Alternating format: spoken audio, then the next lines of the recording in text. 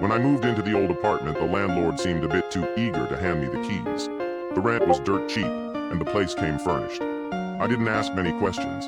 It was perfect for my budget. The first night was quiet, but I couldn't shake the feeling that something was off. The furniture had this heavy, lived-in vibe, like it hadn't been moved in decades. The walls felt like they were watching me, and every shadow seemed to linger a little too long.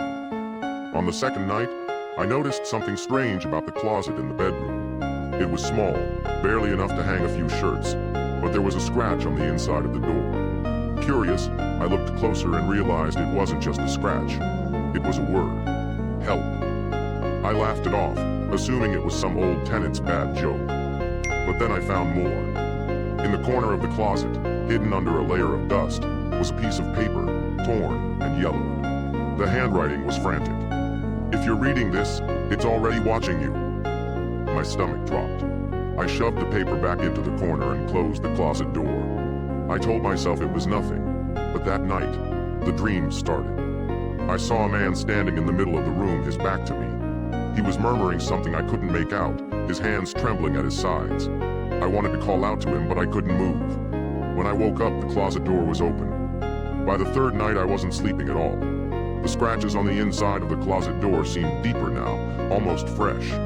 I'd hear soft creaks in the middle of the night, like footsteps pacing back and forth just outside my bedroom. The worst part was the mirror. It was an antique thing, hung in the hallway. At first, I didn't pay much attention to it, but as I walked past it that night, I noticed my reflection wasn't quite right. It was slower. I stopped, staring at myself. My reflection grinned. I didn't. I stumbled back, heart racing. That's when I heard the closet door slam shut on its own.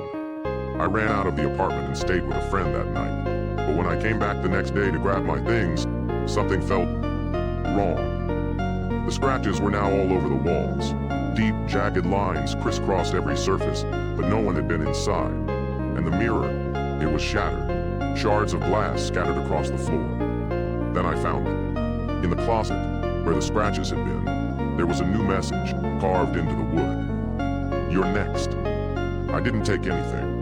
I left that apartment that second, not even bothering to lock the door. I never went back.